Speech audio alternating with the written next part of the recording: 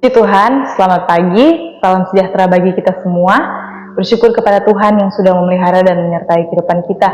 Dan kembali bersama GPDI Siloam Latimas dalam program Menyapa. Nah, puji Tuhan, mari kita sama-sama merenungkan kebenaran firman Tuhan yang saya ambil dalam 1 Samuel pasal 1 ayat 27. 1 Samuel pasal 1 ayat 27, saya bacakan. Untuk mendapat anak inilah aku berdoa, dan Tuhan telah memberikan kepadaku apa yang kuminta daripadanya. Nah, puji Tuhan. Nah, saat ini kita akan sama-sama membahas tentang seorang Hana. Nah, dalam 1 Samuel pasal 1 ini, yaitu di sini dituliskan tentang kisah seorang Elkana yang adalah orang Efraim yang setiap tahunnya dia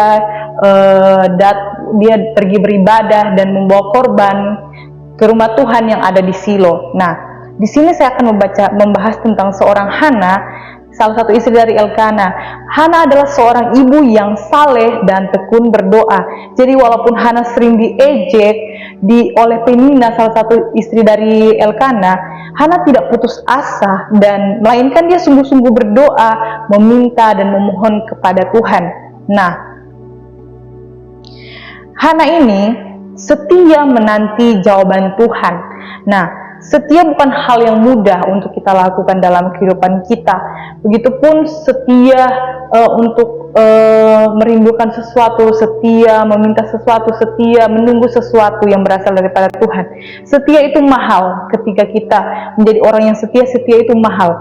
Nah, lalu setia adalah sesuatu yang diinginkan Tuhan bagi orang-orang yang percaya kepada Tuhan. Nah, yang kita sama-sama belajar tentang Hana. Yang pertama, Hana tetap datang kepada Tuhan walaupun hatinya disakiti atau perasaannya sering disakiti oleh madunya.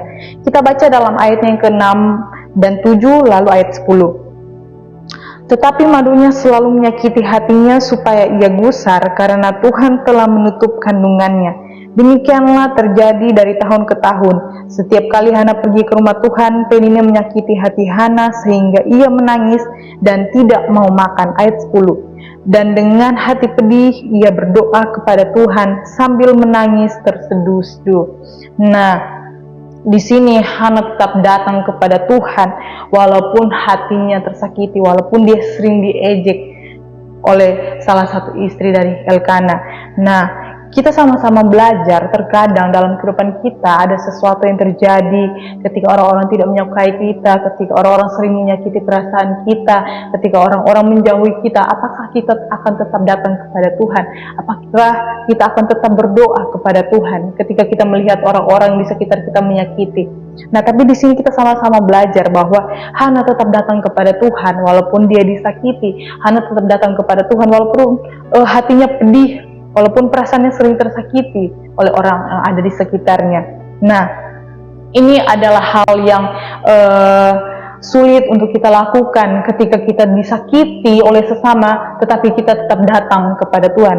Itu adalah pilihan kita, apakah kita tetap datang kepada Tuhan atau kita malah menjauh dari Tuhan.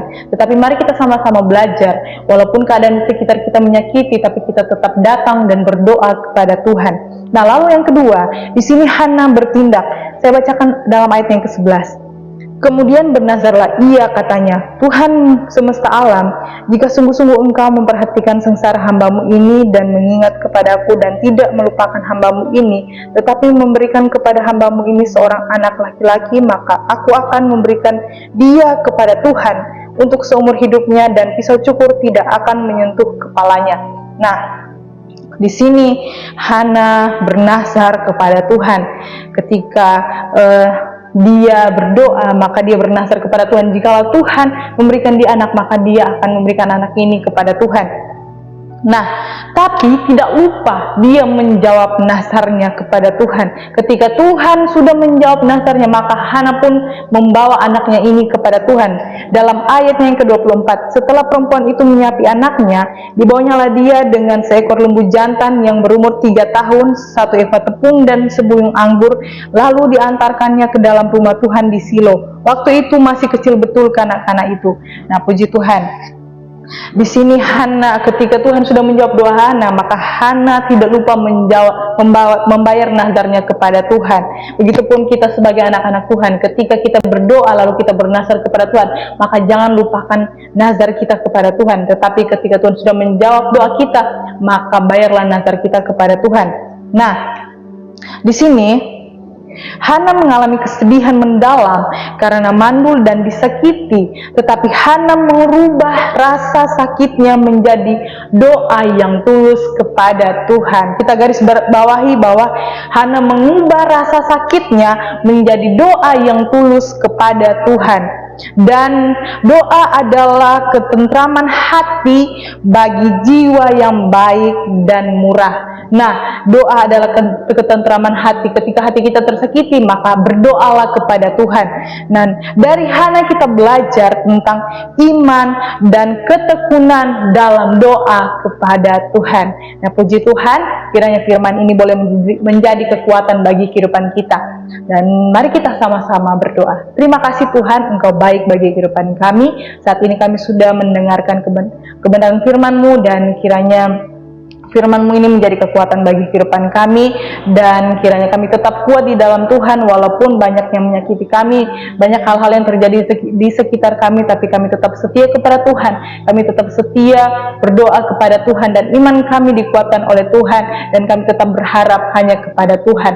Terima kasih Tuhan, kami menyerahkan seluruh kehidupan kami kepadamu. Kami bersyukur dalam nama Tuhan Yesus. Haleluya. Amin.